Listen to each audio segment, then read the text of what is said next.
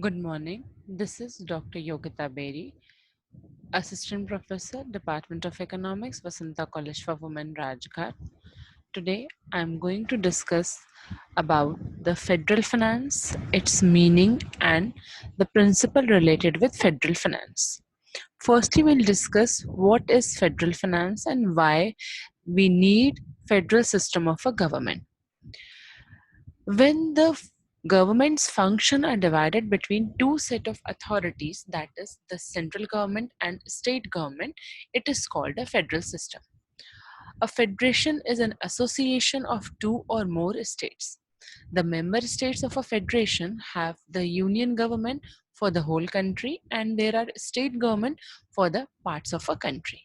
And in federal finance, we will discuss the financial division or in federal setup.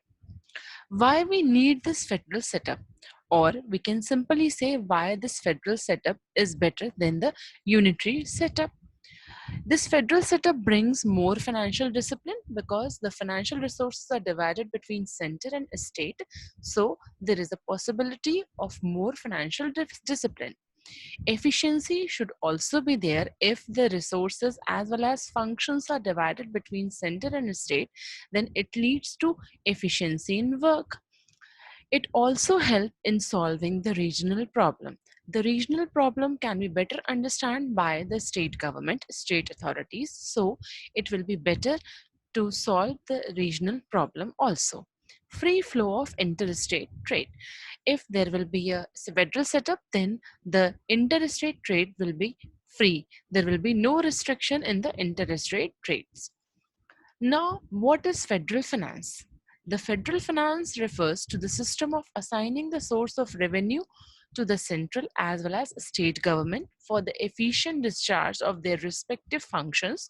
That is, clear cut division is made regarding the allocation of resources of revenue between the center and state authority. As I have told you, in a federal setup, the resources as well as functions are divided between the center and government. So, in the federal finance, the source of revenue were divided between central and state government.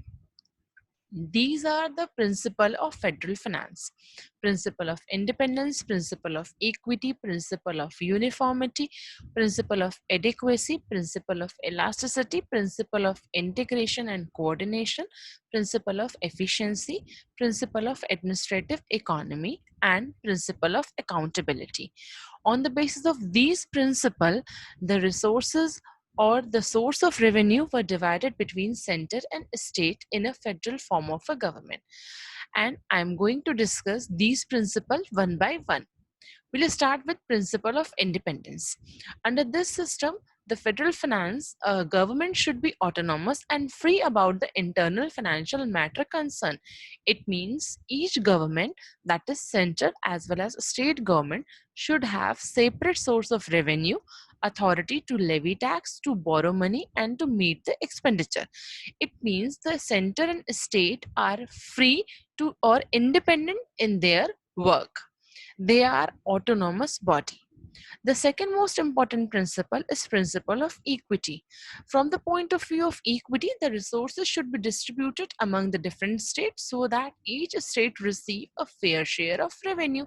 Means if the state is large, then the state will get more share, and if the state is small, then the state will get less share.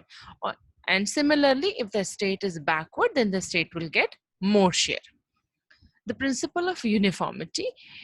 Principle of uniformity simply means that each state should contribute equal tax payment for federal finance, but the principle cannot be followed in practice because the taxable capacity of each unit is not of the same.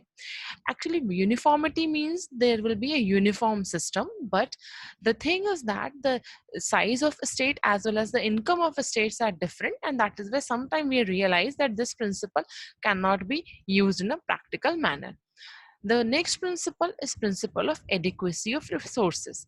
Principle of adequacy means that the resources of each government, that is central and state government, should be adequate to carry out its function effectively.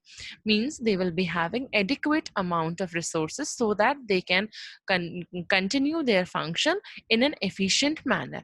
Here, adequacy must be decided with reference to both current as well as future need. Whenever we are deciding the adequacy, there is a need to see the current as well as future need of both the government. The next principle is principle of elasticity. Principle of elasticity simply means that there should be a possibility for the central and state government to develop new source of revenue within their prescribed field to meet the growing financial need. If the government wants, then they can develop a new source of revenue because their responsibilities are increasing day by day. The sixth principle is principle of integration and coordination. The financial system as a whole should be well integrated. There should be perfect coordination among different layers of financial system of a government. There, then only the federal system will survive. This should be done in such a way to promote the overall economic development of the country. If there will be an integration and coordination between two layers of a government, then the nation will definitely develop. The next principle is principle of efficiency. The financial system should be well organized and efficiently administered. There should be no scope for evasion and fraud. No one should be taxed more than once in a year. Double taxation should also be avoided. If we are talking about efficiency, it means that tax administration should be efficient and there should not be double taxation in the economy. The next important principle is principle of administrative economy. Economy is an important criteria of any federal financial system, that the cost of collection should be minimum and there should be a larger collection of revenue for both the government. The next and the last principle is principle of accountability. Each government should be accountable to its own legislature for its financial decision, that is the central to the parliament and state to the assembly. These were few basic principles on the basis of which the federal financing system is working and the resources were divided between the central and state government. Thank you.